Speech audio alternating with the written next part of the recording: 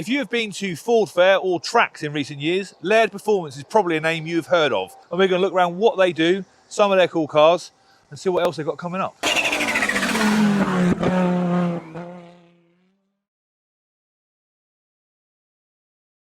What we've got here is obviously 3 of your fleet, but it's not, and I don't know if the camera can pick up the back end of a new one. Right. But what's an interesting story about your business is it all started with that little Fiesta, didn't it? Yep, that one right here, this is the original car that kicked it all off. I bought that car because my dad had a Focus ST 250.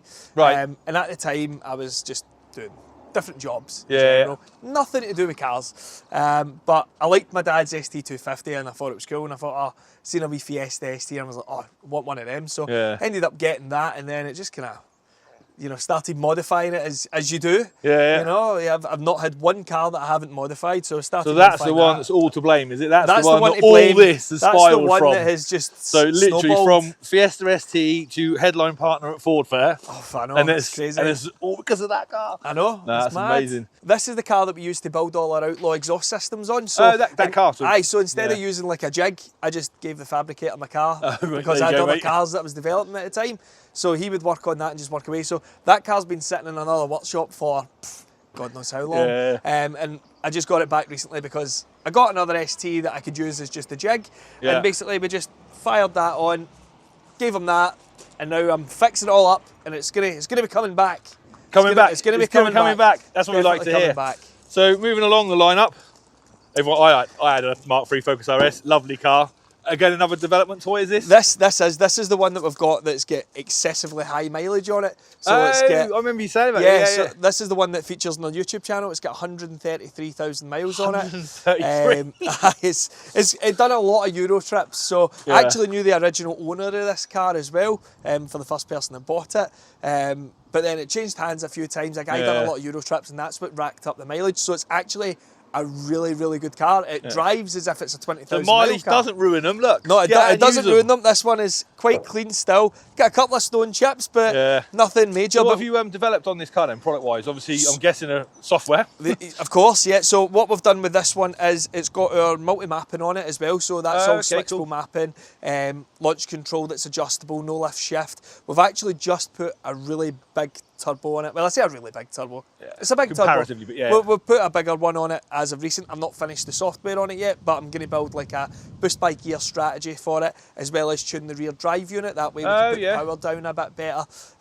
So it's not all about headline power figures then, it's about how it actually uses the power. It's about how it puts it down, because if you've got all the power under the sun, all you do is spin up the front wheels in these cars. It doesn't help it any, it makes it slower. So it's trying to get it off the line. So what are you aiming for with that big turbo? It's got to start with a 5, isn't it?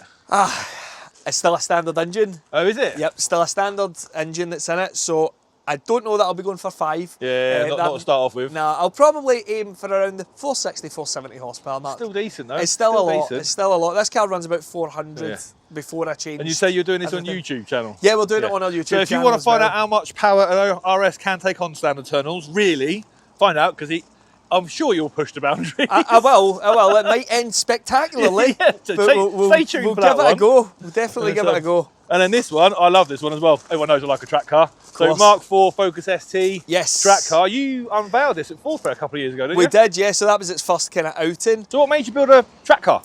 Well, no one had really done that with the Mark IV Focus ST. No, I suppose they still haven't really. It's not many of them. Not really. And it was because it was so new at the time, we needed a development piece that we could really, really push the boundaries on and try and see what we can do overall. So there's a lot still planned for this particular car. Yeah. But this one is literally, this gets a hard time. Yeah, I've seen it again on track at Ford, but I've seen it, you don't, It doesn't get driven softly a lot of the time. And the Ford Fest, were you out at Ford Fest in the rain? I was. They said the only one going is literally going flat out there in the rain.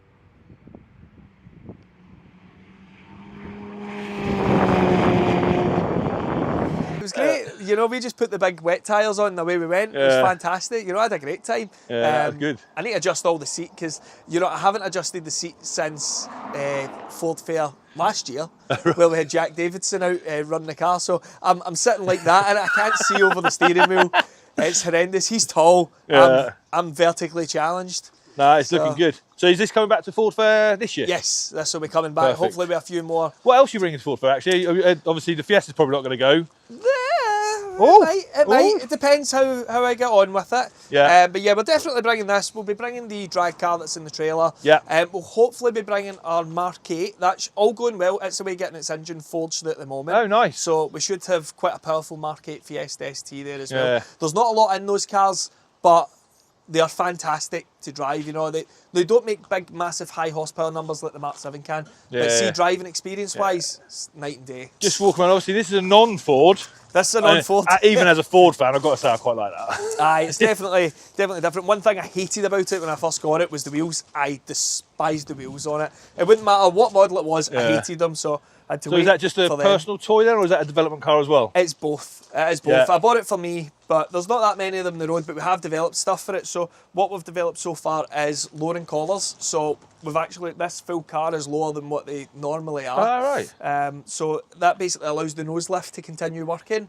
And it's honestly, it's cheaper than putting springs on it for a start, because the rear's got coilovers on it. So to put a set of, to lower this car is actually cheaper than lowering the likes of that. Oh, really? Which is mad, you know, That's considering madness. what this is. But it's just the way that you lower these cars is So much is that better. 6 litre then? Aye, 6.2 litre. 6.2. V8. It's awesome. So we've done a couple of mods to the exhaust. These ones run a little bit less horsepower than the American version. Yeah. So I had to basically go through it all and see why, because I put it on the dyno and it ran a lot less than I was hoping it was going to. Right. The headline figure was meant to be 480. Mine's made 449. I'm like, well, that's not great. So Was that an emissions thing? Or? it's an emissions thing. That's exactly what it is. It's emissions, it kills it, they strangle it. So I have made some changes to it, and it's now, you know, all compliant, of course, and it should make a lot more power. It feels more powerful. So anyway. you've got a software for that as well. You remapped that as well. I've remapped that as well, aye. So the bum dyno is telling me that it's faster. I just need to put it on the actual dyno and confirm it. We'll have a little look around actually as well. Obviously, Yeah, of course. chip over the exhaust as we go in, so we're still doing a load of these then. Yeah, exactly. Aye, so we've got our Outlaw exhaust systems. This is our brand, the Outlaw brand. This is something that we've been producing for quite some time now. They're all handmade exhausts here in the UK, and we ship them all over the What world. models you cover? Obviously, we know we cover Mark 4 Focus or Mark 4 Focus and Mark 7 Fiesta STs is the main ones that we cover with the Outlaw brand. We do like little back box deletes for the Mark 8 STs as well. It is a very small number of exhausts. It's a very expensive thing to produce, especially here. But it's been a popular brand. It's not for the faint-hearted. That's what I will say. They're definitely a bit louder quite loud than a lot of other ones, but we supply all different types of exhausts. That's all cool. Those are the supercharger kits for like the Mustangs. We do them for the Corvette as well, but so these are a centrifugal supercharger. So so rather than a bolt on top one, it's like a little turbo on the side. It's a belt-driven turbo, basically. That is the way you can look at it.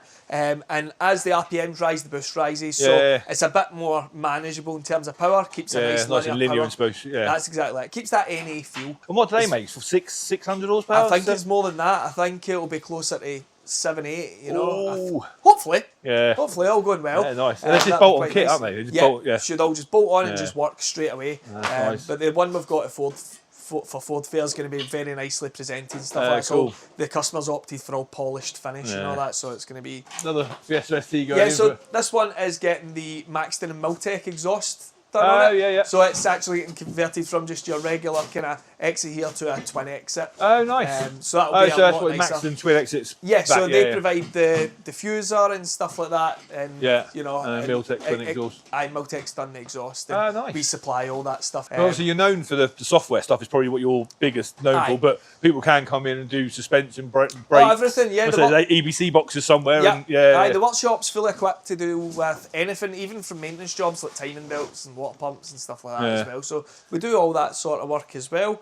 But yeah, mainly we're known for the software side of things. So we're for the actual development work as well. That's cool. So what's the vision been for Laird? Because obviously I know you started out with the software and it's kind of gone from there. Is that where you're going in the future? What's your next move? Realistically, everything is closing in on us. This business has grew arms and legs. You know what I mean? We started from, you know, my dad's Marley garage that he had here that he was working out of like during the Max Power era and stuff like that. And he produced some crazy cars. I remember seeing pictures of the body kits and stuff. It was them, yeah. I started doing some work out of that as well, and we realised quite quickly that we were going to need a bigger place. So we built this, built the dyno room, and now we really need a bigger place again. More ramps. Ramps is the first thing. But we're doing a lot more in the ways of like our own branding and stuff. We're trying to bring more of our own products. Like we've just brought out a bunch of brake lines. I'll be able to grab some from over here, I think. Oh, nice. Branded brake lines and stuff like that as well. Oh, cool. So these are manufactured by a really well-known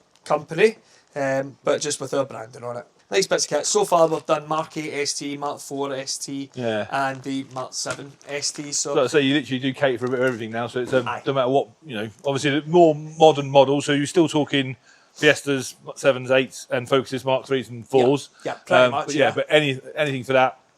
For that particular era, essentially, what I don't like to do is work backwards too much. So where's the dyno room next door? Dyno room is through here. Let's have a little look through here, shall we? Have a look through here.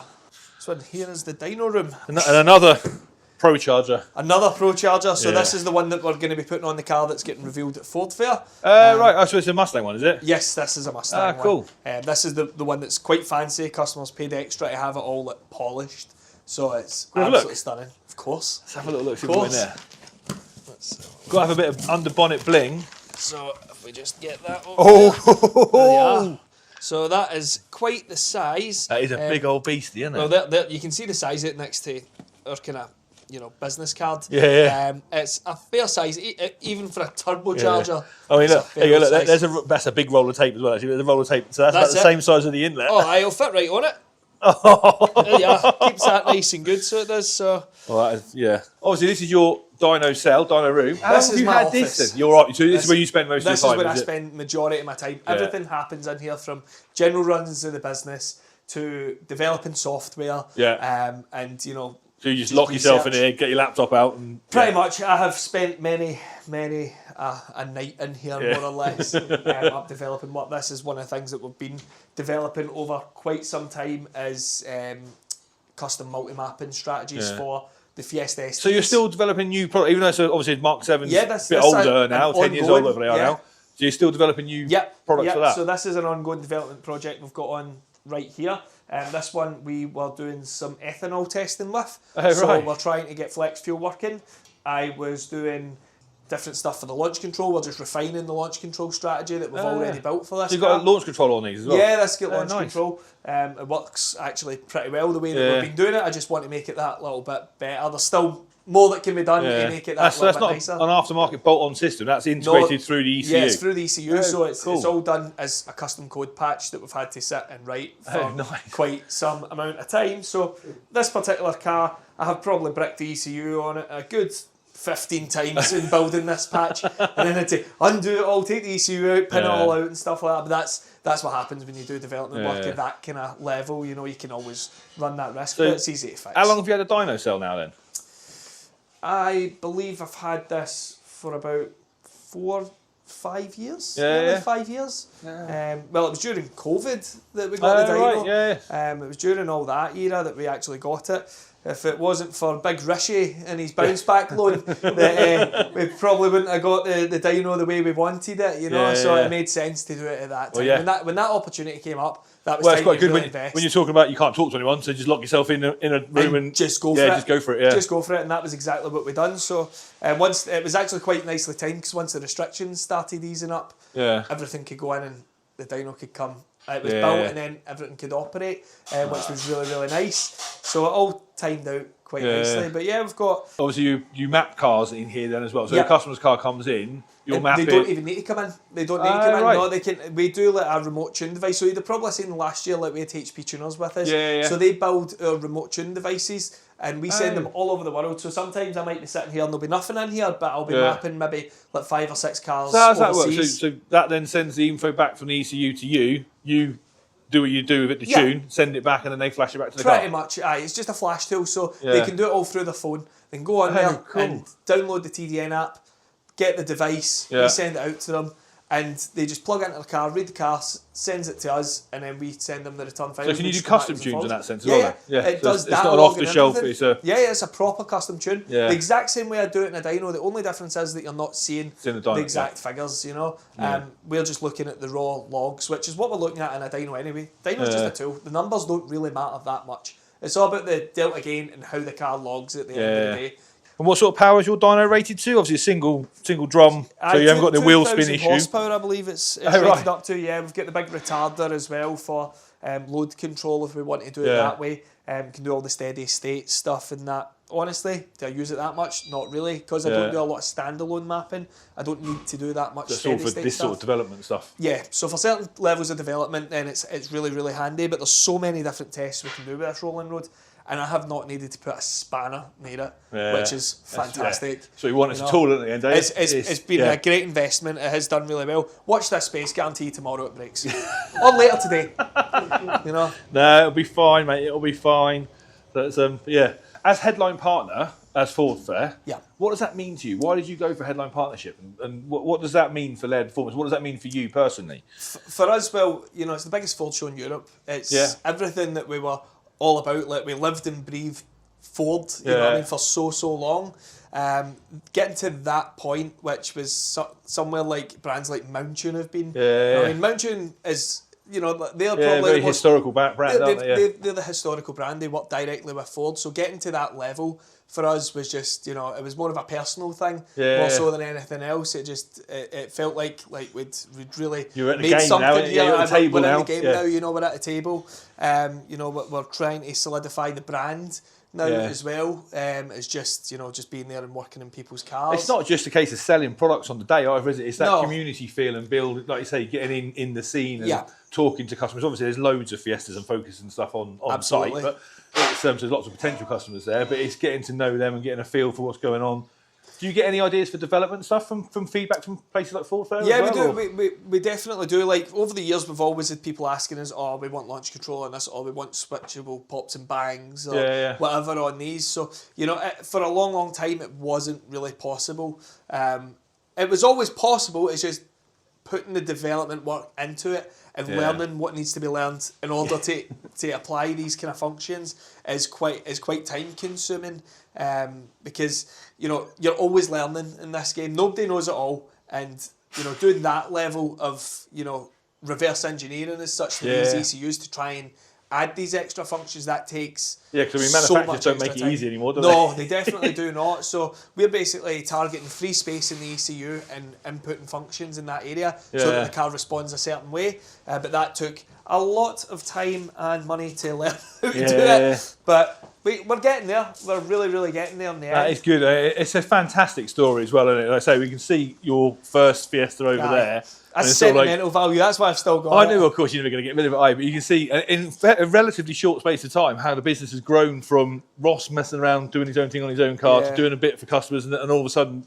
all this lot. And as you said earlier on, this ain't big enough anymore. No, it's not. It's going to be. We need a much bigger place. It's getting bigger and bigger. Arms and legs. Screw arms and legs. It's all good. It's all good. So obviously, if you guys have got a Ford and you want it tuning, come and speak to the man Ross. He'll be at Ford Fair. Get yourself along. Silverstone, 23rd of August. Obviously, as Ross said, biggest Ford show in Europe, so it's well worth going to. And yeah, we'll see you there, mate. Excellent. See you there. Hopefully with some sunshine. Oh, of course.